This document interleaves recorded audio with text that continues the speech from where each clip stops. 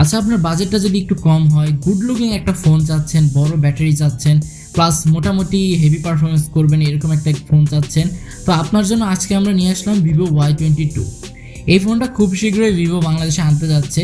Recently এই ফোনটা কিন্তু ইন্ডিয়ান মার্কেটে লঞ্চ হয়েছে এবং এই ফোনটা খুবই রিজনেবল একটা প্রাইসে লঞ্চ হয়েছে। ইন্ডিয়ান মার্কেটে এর বেস্ট ভ্যারিয়েন্ট অর্থাৎ 464 ভ্যারিয়েন্ট লঞ্চ করা হয়েছে 14,500 রুপিতে। সো বাংলাদেশে কিরকম একটা প্রাইস পয়েন্টে আসতে পারে এবং এই ফোনটাকে আপনার জন্য কেনা উচিত হবে কিনা সে সব কিছু থাকছে ভিডিওতে।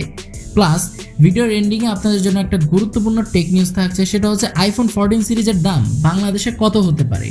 অ্যান্ড আইফোন 14 সিরিজ কিন্তু গতকালকে বাংলাদেশে চলে এসেছে এবং এই ফোনটার প্রাইস কীরকম হচ্ছে সেই সব কিছু থাকছে ভিডিওতে। তো চলুন দেরি না করে ভিডিওটি স্টার্ট করা যাক। অ্যাট ফার্স্ট যদি আমরা ভিভো Y22 নিয়ে কথা বলি, এই ফোনটার লুকস এক কথায় অসাম। Y21 থেকে অনেকটাই বেটার করেছে এর লুকসটা।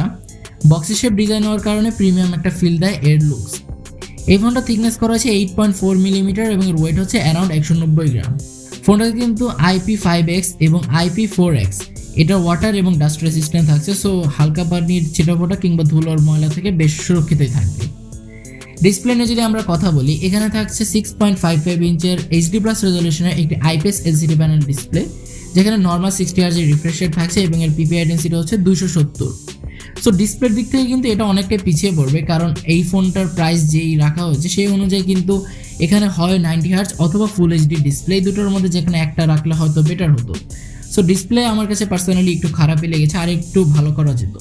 অ্যান্ড ডিসপ্লের সামনে কিন্তু আপনারা ওয়াটার ড্রপ নচ দেখতে পারবেন। 2022-এ এসে আসলে ওয়াটার ড্রপ নচটা অনেকটা ব্যাকডেটেড মনে হয়। সো এখানে যদি 5 হল রাখা হতো সেক্ষেত্রে ফোনটা দেখতে আরও সুন্দর লাগতো। পারফরমেন্স নিয়ে বলতে গেলে এখানে অ্যান্ড্রয়েড 12 থাকছে এবং FuntaOS 12 থাকছে। চিপসেট হিসেবে রয়েছে MediaTek Helio G85 চিপসেট, যা একটি 12 nm ফ্যাব্রিকেশনে তৈরি অক্টাকোর প্রসেসর, যার ক্লক স্পিড হচ্ছে 2.0 GHz। জিপি হিসেবে থাকছে Mali G52 MC2। এখানে যে চিপসেটটি ইউজ করা হয়েছে এটা সম্পর্কে আপনারা প্রায় অবগত রয়েছেন। বেশ কিছু ফোন আমরা এই চিপসেট দিয়ে দেখেছি অ্যান্ড ভালো একটা গেমিং পারফরমেন্স দেয় বাজেট সেগমেন্টে। সো বলাই যায় পারফরমেন্স সেকশনটা কিন্তু এবার ভিভো বেশ ভালোই করেছে অ্যান্ড পার্সোনালি আমার কাছে এই চিপসেটটা বেশ ভালোই লাগে। দুটো ভ্যারিয়েন্ট রয়েছে এই ফোনের, 4GB RAM 64GB ROM এবং 6GB RAM 128GB ROM। And এই ফোনে আপনারা দুটো সিমের পাশাপাশি একটি SD কার্ডও ইউজ করতে পারবেন। এই ফোনের সাইডে থাকছে পাওয়ার বাটন এবং ভলিউম কি রাখার, এবং পাওয়ার বাটনে থাকছে এর ফিজিক্যাল ফিঙ্গারপ্রিন্ট সেন্সর। অ্যান্ড বাকি সকল প্রকার পোর্টস অ্যান্ড বাটনস আপনারা এখানে পেয়ে যাচ্ছেন। 3.5 মিলিমিটার হেডফোন জ্যাক সহ সব কিছুই প্রায় পাচ্ছেন। ক্যামেরা নিয়ে যদি আমরা বলি, ডুয়াল ক্যামেরা সেটআপ রয়েছে। 50 মেগাপিক্সেলের একটি ওয়াইড ক্যামেরা রয়েছে এবং 2 মেগাপিক্সেলের একটি ম্যাক্রো শুটার রয়েছে।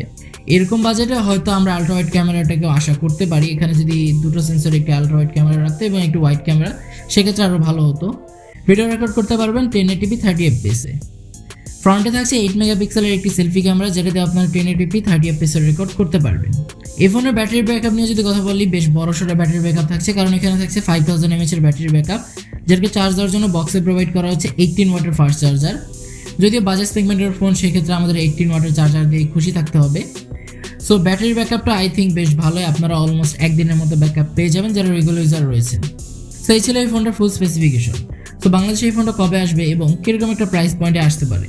সো বাংলাদেশে এই ফোনটা কিন্তু আগামী মাসের প্রথম দিকে কিংবা মাঝ দিকে এরকম একটা টাইমে বাংলাদেশে এই ফোনটা অফিসিয়ালি হয়তো আপনারা পেয়ে যাবেন।